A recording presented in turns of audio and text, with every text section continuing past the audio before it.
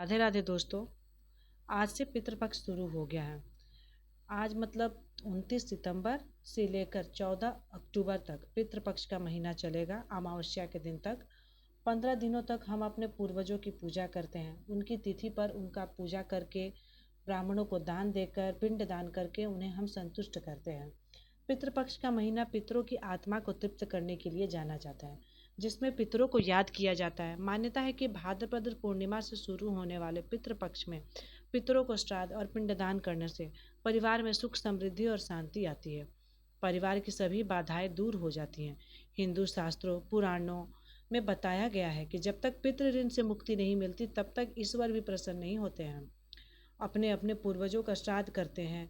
दिवंगत आत्माओं की शांति के लिए अनुष्ठान किए जाते हैं। तर्पण करने से पितृ प्रसन्न होते हैं। जिस तिथि को व्यक्ति का निधन होता है उसी तिथि को उसका श्राद्ध करने की परंपरा है। श्राद्ध करने से पितृदोष शांत होता है। पूर्वजों की कृपा मनुष्य पर हमेशा बनी रहती है। श्राद्ध का मतलब अपने सभी कुल देवताओं और पितरों के प्रति श्रद्धा प्रकट करना है। वैसे तो प्रत्येक महीने की अमावस्या तिथि को पितरों की शांति के लिए पिंडदान या फिर श्राद्ध कर्म किए जाते हैं, लेकिन पितृपक्ष में श्राद्ध करने का विशेष महत्व माना जाता है। मान्यता है कि इस दौरान पिंडदान, तर्पण कर्म और ब्राह्मणों को भोजन कराने से पूर्वज प्रसन्न होकर आशीर्वाद देते हैं। चलिए एक कथा के माध्यम से जानते हैं कि पितृपक्ष क्यों जरूरी है। पौराणिक कथा के अनुसार जोगे तथा भोगे दो भाई थे। दोनों अलग अलग रहते थे। जोगे धनी था और भोगे निर्धन। दोनों में परस्पर बड़ा प्रेम था। जोगे की पत्नी का धन का अभिमान था, किंतु भोगे की पत्नी बड़ी सरल हृदय की थी।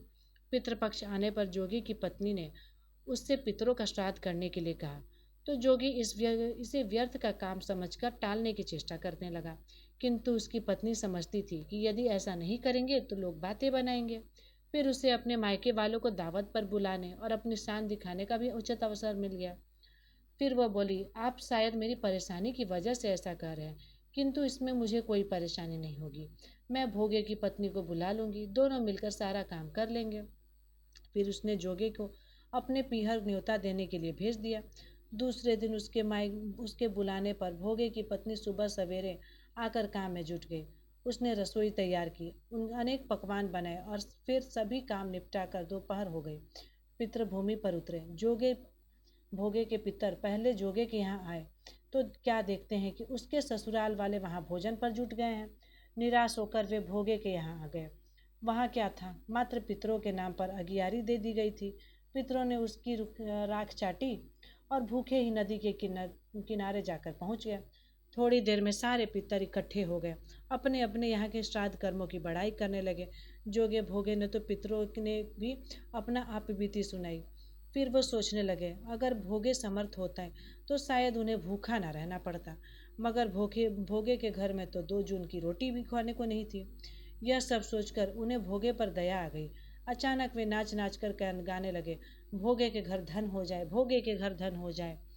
सांझ होने के हुई। भोगे के बच्चे को भूख भी लगी। उन्होंने माँ से कहा, भूख लगी है। तब उन्हें टालने की गरज से भोगे की पत्नी ने कहा, जाओ आंगन में हौंदी अंधो के रखी है, उसे जाकर खोल लो, जो कुछ मिले बांट कर खा लेना। बच्चे वहां पहुंचे तो क्या देखते हैं कि हौदी मोहरों से भरी पड़ी है। वो थोड़े दौड़े दौड़े माँ के पास पहुंचे और उसे सारी बात बताई। आंगन में आकर भोगे की पत्नी ने यह सब कुछ देखा तो वह हैरान रह गई। इस प्रकार भोगे भी धनी हो गया, मगर धन पाकर वह घमंडी नहीं हुआ। दूसरे साल का पितृपक्ष आया। श्राद्ध के दिन भोगे की स्त्री ने 56 प्रकार के व्यंजन बनाए। ब्राह्मणों को बुलाकर श्राद्ध किया, भोजन कराया, दक्षिणा दी। जेठ जेठानी को सोने चांदी के बर्तनों में भोजन कराया। इससे पितर बड़े प्रसन्न तथा तृप्त हुए। यह थी पितृपक्ष की कथा।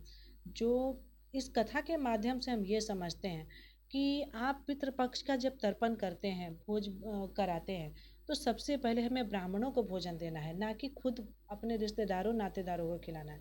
खिलाइए रिश्तेदारों को, मगर सबसे पहले अपने ब्राह्मणों को भोजन दे। दान कर्म करें, पिंड दान करें, ताकि हमारे पितर आके प्रसन्न हो सके। वो हम धरती पर आते हैं इन 15 दिनों में और अपने हिस्से की जो भोजन होती है, जो श्रद्धा होती है, वो हमारी तरफ से जो श्रद्धा भेंट होती है वो स्वीकार करते हैं और खुशी खुशी हमें बहुत सारा आशीर्वाद देकर जाते हैं। मित्रों, मैं उम्मीद करती हूँ आपको इस कथा के माध्यम से समझ आया होगा कि पितृपक्ष कितना ज़रूरी है और क्यों ज़रूरी है।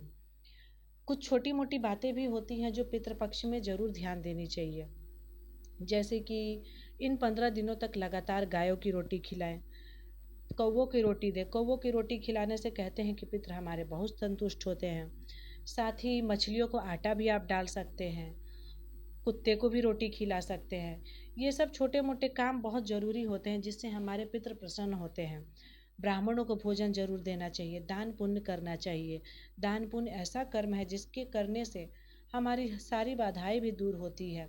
हमें हर कष्ट को काटने के लिए हिम्मत मिलती है और साथ ही पितरों का आशीर्वाद मिलता है। उम्मीद करती हूँ आपको ये प्रस्तुति बहुत पसंद आई होगी। और अगर आप सबको ये कथा और ये मेरी बातें कुछ समझ आई हो तो मेरे चैनल को लाइक करें, शेयर करें, सब्सक्राइब करें। राधे राधे मित्रों।